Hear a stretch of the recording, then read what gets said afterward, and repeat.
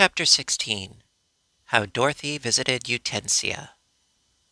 There must have been from 6 to 8 dozen spoons in the brigade, and they marched away in the shape of a hollow square, with Dorothy, Billina, and Toto in the center of the square. Before they had gone very far, Toto knocked over one of the spoons by wagging his tail, and then the captain of the spoons told the little dog to be more careful, or he would be punished. So Toto was careful, and the spoon brigade moved along with astonishing swiftness, while Dorothy really had to walk fast to keep up with it. By and by they left the woods and entered a big clearing, in which was the kingdom of Utensia. Standing all around the clearing were a good many cook stoves, ranges, and grills of all shapes and sizes, and besides these there were several kitchen cabinets and cupboards, and a few kitchen tables. These things were crowded with utensils of all sorts: frying pans, saucepans, kettles, forks, knives, basting and soup spoons, nutmeg graters, sifters, colanders, meat saws, flat irons, rolling pins, and many other things of a like nature. When the spoon brigade appeared with the prisoners, a wild shout arose, and many of the utensils hopped off their stoves or their benches and ran crowding around Dorothy and the hen and the dog. "Stand back!" cried the captain sternly, and he led his captives through the curious throng until they came before a big range that stood in the center of the clearing. Beside this range was a butcher's block, upon which lay a great cleaver with a keen edge. It rested upon the flat of its back, its legs were crossed, and it was smoking a long pipe. "Wake up, your majesty," said the captain. "Here are prisoners." Hearing this, King Cleaver sat up and looked at Dorothy sharply. "Gristle and fat!" he cried. "Where did this girl come from?" "I found her in the forest, and brought her here as a prisoner," replied the captain. "Why did you do that?" inquired the king, puffing his pipe lazily.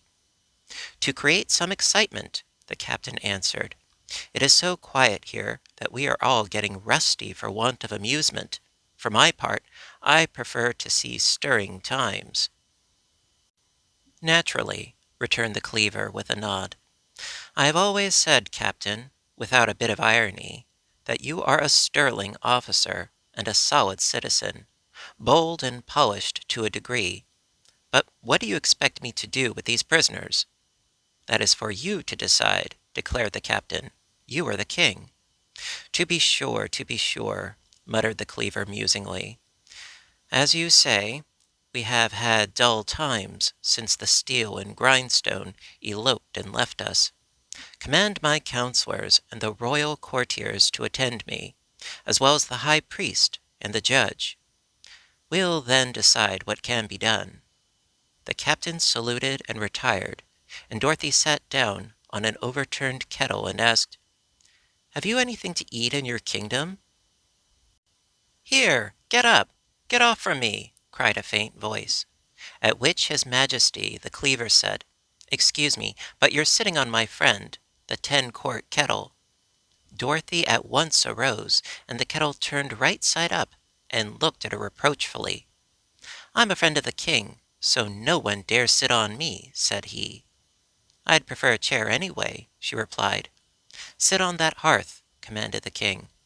So Dorothy sat on the hearth shelf of a big range, and the subjects of Utensia began to gather around in a large and inquisitive throng. Toto lay at Dorothy's feet, and Billina flew up upon the range, which had no fire in it, and perched there as comfortably as she could.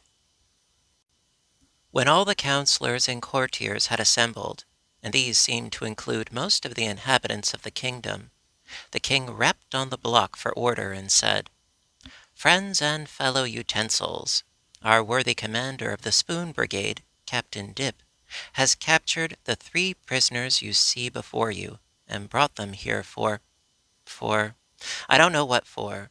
So I ask your advice how to act in this matter, and what fate I should mete out to these captives." Judge Sifter, stand on my right. It is your business to sift this affair to the bottom. High Priest Colander, stand on my left, and see that no one testifies falsely in this matter. As these two officials took their places, Dorothy asked, "Why is the Colander the High Priest?" "He's the holiest thing we have in the kingdom," replied King Cleaver. "Except me," said a sieve. "I'm the whole thing when it comes to holes." "What we need," remarked the king rebukingly, "is a wireless sieve. I must speak to Marconi about it. These old-fashioned sieves talk too much. Now, it is the duty of the king's counselors to counsel the king at all times of emergency, so I beg you to speak out and advise me what to do with these prisoners." "I demand that they be killed several times, until they are dead," shouted a pepper-box, hopping around very excitedly. "Compose yourself, Mr. Paprika," advised the king. "Your remarks are piquant and highly seasoned, but you need a scattering of common sense. It is only necessary to kill a person once to make him dead, but I do not see that it is necessary to kill this little girl at all." "I don't either," said Dorothy. "Pardon me, but you are not expected to advise me in this matter," replied King Cleaver. "Why not?" asked Dorothy. "You might be prejudiced in your own favor, and so mislead us," he said. "Now then, good subjects, who speaks next?" "I'd like to smooth this thing over in some way," said a Flatiron earnestly. "We are supposed to be useful to mankind, you know." "But the girl isn't mankind. She's womankind," yelled a Corkscrew. "What do you know about it?" inquired the king. "I'm a lawyer," said the Corkscrew proudly. "I'm accustomed to appear at the bar." "But you're crooked," retorted the king, "and that debars you. You may be a corking good lawyer, Mr. Pop, but I must ask you to withdraw your remarks." "Very well," said the Corkscrew sadly. "I see I haven't any pull at this court." "Permit me," continued the Flatiron, "to press my suit, your Majesty.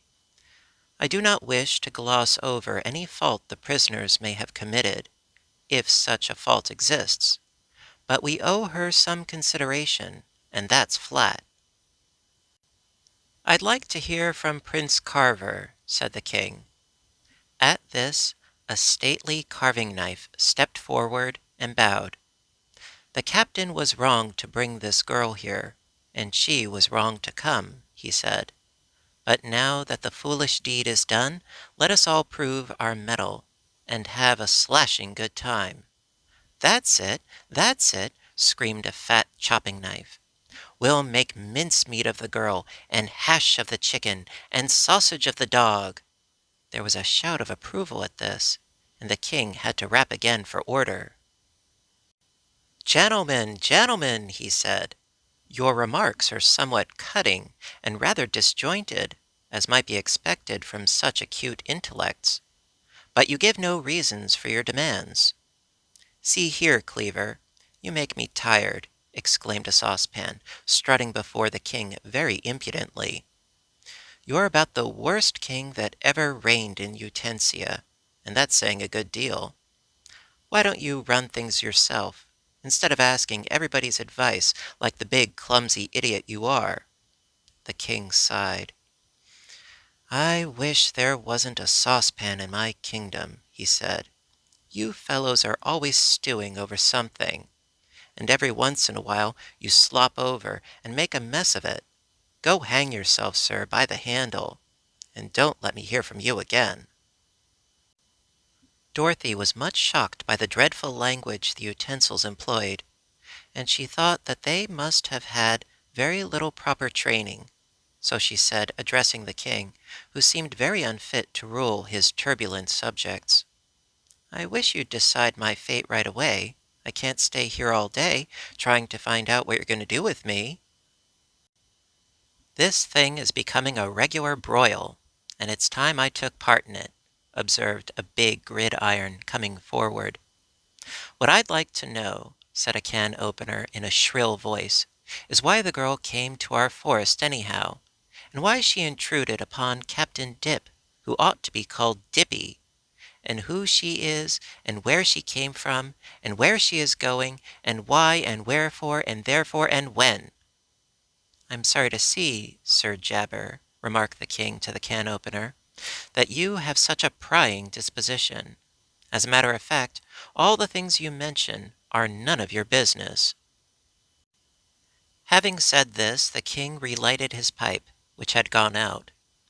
Tell me, please, what is your business? Inquired the potato masher, winking at Dorothy somewhat impertinently. I'm fond of little girls myself, and it seems to me she has much as a right to wander in the forest as we have. Who accuses the little girl anyway? Inquired the rolling pin. What has she done? I don't know, said the king. What has she done, Captain Dip? That's the trouble, your majesty. She hasn't done anything, replied the captain. What do you want me to do? Asked Dorothy. This question seemed to puzzle them all. Finally, a chafing dish exclaimed irritably, If no one can throw any light on this subject, you must excuse me if I go out. At this, a big kitchen fork pricked up its ears and said in a tiny voice, Let's hear from Judge Sifter. That's proper, returned the king.